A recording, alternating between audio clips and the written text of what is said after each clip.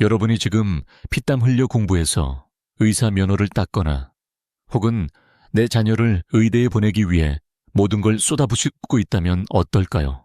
그런데 어느 날 갑자기 세계 최고의 부자이자 혁신의 아이콘이라 불리는 일론 머스크가 여러분의 눈앞에 나타나 이렇게 말합니다.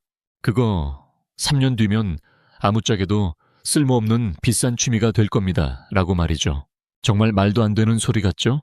아무리 그래도 사람 생명을 다루는 의사가 어떻게 로봇한테 대체돼? 라고 생각하실 겁니다. 하지만 머스크의 눈은 이미 우리가 보지 못하는 미래를 향해 있습니다. 그는 단순히 경고를 하는 게 아니라 이미 그 미래를 제조하고 있거든요. 바로 테슬라의 휴머노이드 로봇 옵티머스를 통해서 말입니다. 자, 오늘은 인류 역사상 가장 거대한 변화의 파도 앞에 서 있는 대한민국의 운명, 그리고 그 중심에 있는 일론 머스크의 섬뜩하면서도 명확한 예언들을 하나씩 파헤쳐 보려 합니다. 전문직의 종말부터 국가 소멸의 위기, 그리고 그 혼돈 속에서 살아남을 단 하나의 생존 전략까지. 지금부터 펼쳐질 이야기는 여러분의 상식과 미래 설계를 완전히 뒤흔들어 놓을 겁니다. 자, 이제부터가 진짜 본 게임입니다. 여러분, 최근에 공개된 옵티머스 로봇 보셨나요? 처음엔 그냥 어설프게 걷는 정도였는데 이제는 달걀을 깨뜨리지 않고 옮기고 요가를 하며 심지어는 공장에서 스스로 부품을 조립합니다. 그런데 머스크가 던진 진짜 폭탄은 따로 있었습니다.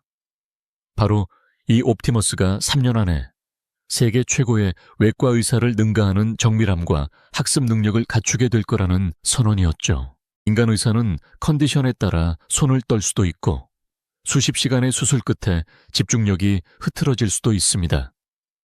하지만 로봇은 다릅니다.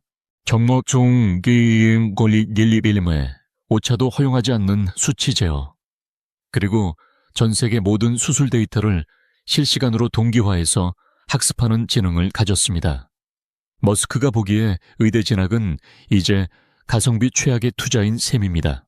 10년 넘게 공부해서 얻은 그 귀한 기술이 단돈 몇천만 원짜리 로봇 한 대보다 못하게 되는 순간이 코앞까지 다가왔다는 겁니다. 정말 어처구니가 없죠. 그래도 수술은 사람이 해야지 라고 외치고 싶겠지만 기술의 속도는 우리의 감성보다 훨씬 빠릅니다. 이게 과연 의사들만의 문제일까요? 변호사, 회계사, 세무사. 우리가 소위 싸자 들어가는 전문직이라 부르며 선망했던 그 견고한 성벽이 AI와 로봇이라는 거대한 해일에 허무하게 무너져 내리고 있습니다. 지식을 암기하고 규정을 적용하는 일은 로봇에게 식은 죽 먹기보다 쉽거든요. 그런데 머스크는 여기서 한술 더 뜹니다. 그는 특히 우리 대한민국을 향해 아주 잔인한 직구를 날렸습니다. 한국은 인구 붕괴로 소멸하는 세계 최초의 국가가 될 것이다. 이 말, 그냥 지나가는 농담이 아닙니다. 통계학적으로 봤을 때 한국은 이미 브레이크가 고장난 채 낭떠러지로 질주하는 중이거든요. 머스크는 경고합니다. 사람이 사라진 빈자리를 로봇과 AI가 완벽하게 채우지 못한다면 우리가 당연하게 누려온 지하철, 전력망, 의료 시스템 같은 국가 인프라와 문명 자체가 붕괴할 거라고 말이죠. 서울로 치면 강남 한복판이 화려한 로봇들의 도시가 되어갈 때 지방의 소도시들은 사람이 없어 유령 도시가 되고 인프라가 끊기는 극단적인 양극화가 벌어질 겁니다. 예를 들어 아무도 살지 않는 아파트 숲, 관리가 안 되어 녹슬어가는 지하철역.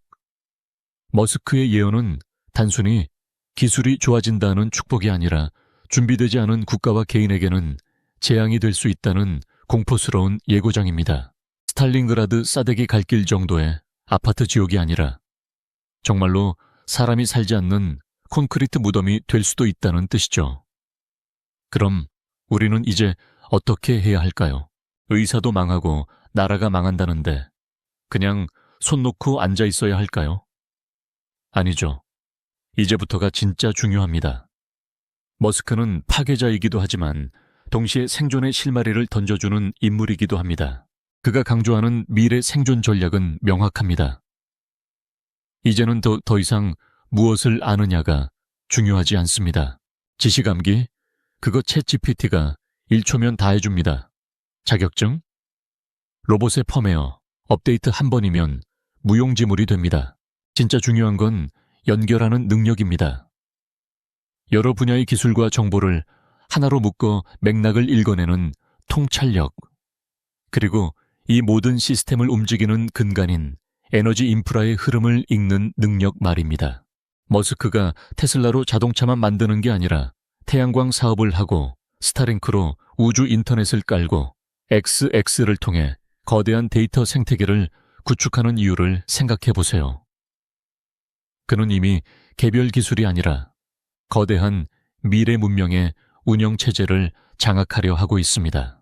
10년 뒤에 여러분의 자산 가치, 그리고 생존 여부는 지금 여러분이 어떤 자격증을 따느냐가 아니라 이 거대한 변화의 맥락 속에서 어디에 줄을 서고 어떤 통찰을 발휘하느냐에 달려 있습니다.